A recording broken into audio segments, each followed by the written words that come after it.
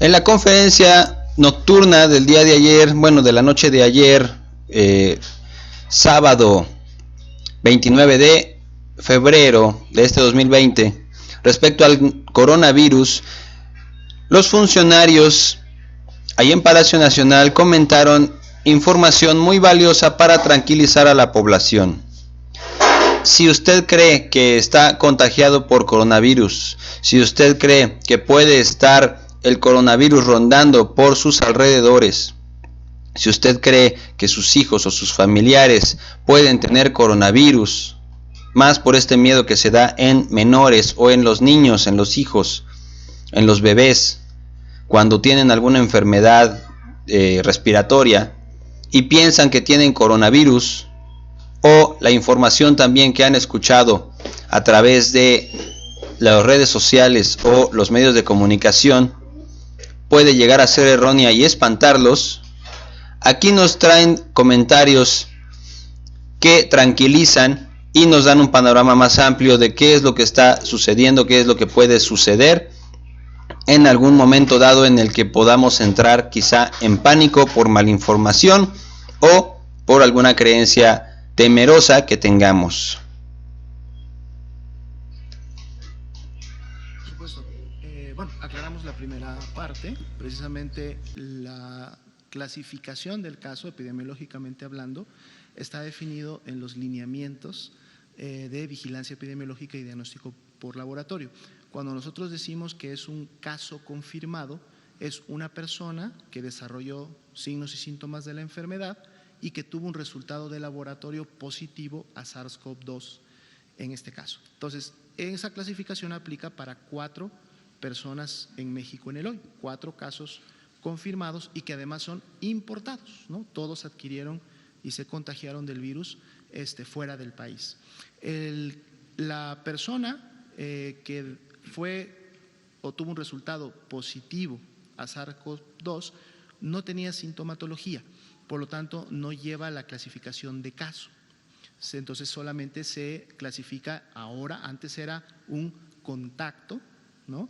Y ahora pasa a ser portador. Y aprovecho para aclarar que no es contacto de los casos confirmados en México, ¿sí? Que no se vaya a malinterpretar. Él no es un contacto de estas otras 3 personas o de sus 3 compañeros que están confirmados en México.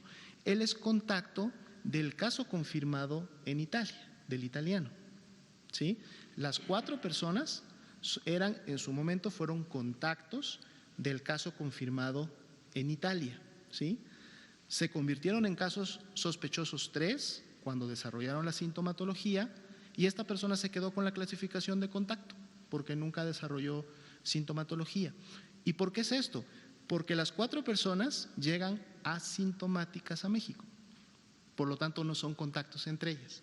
Un contacto, ¿sí?, es alguien de un caso que desarrolla signos y síntomas. Epidemiológicamente, digo, es la manera como se clasifican estos casos, pero sí lo digo porque vimos por ahí en algunos medios que decían, la persona que salió como portadora, es decir, que tiene un resultado positivo a SARS-CoV-2, es contacto del caso de Sinaloa. No, eso es incorrecto, ¿sí? No es contacto del caso de Sinaloa.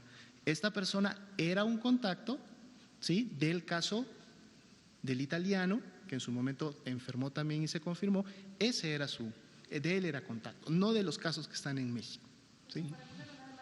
Se tratan de estos 4 viajeros, ¿no es cierto? 4 viajeros. Que viajaron juntos, volvieron Así juntos es. Y todo viene de Italia. Todos ¿no? los Exacto. Y precisamente eso es importante porque los casos son importados, ¿no? Entonces, en función de la pregunta que iba acompañada al tema, es que la posibilidad de que existan más portadores o personas que en el hoy no estén es también bajísima igualmente, porque en el hoy no tenemos circulando el virus en la comunidad.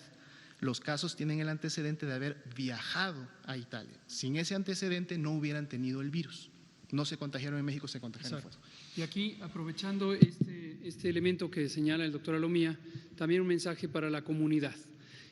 Pongámoslo de manera práctica, voy a poner un ejemplo práctico. Usted es una mamá que tiene una hija chiquita que va a la preprimaria y esta mañana tiene moqueo y tuvo fiebre de 38 grados.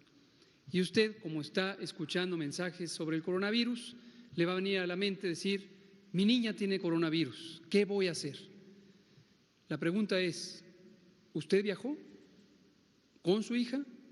¿Estuvieron en los últimos 14 días en China, Corea, Japón, Italia o Irán? Si la respuesta es no, es casi imposible hoy que su hija lo que tenga sea el nuevo coronavirus.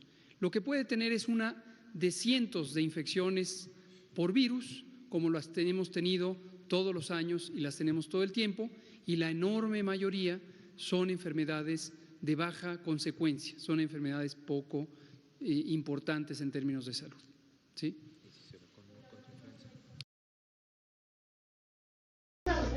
Entonces, prácticamente, ahorita no es el contagio tan grande, ahorita no hay tanto de qué preocuparse, porque los contagios que se han registrado y lo que se habla en las noticias son contagios y son contactos que han venido del extranjero.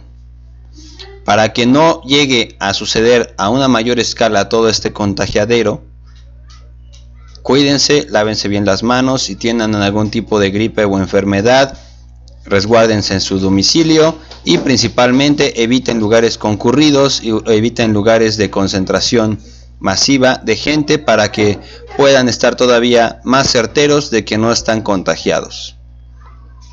Mantengan buena salud y manténganse informados principalmente por todo este tipo de circunstancias. Me llamo Miguel Ángel, espero que tengan un excelente domingo.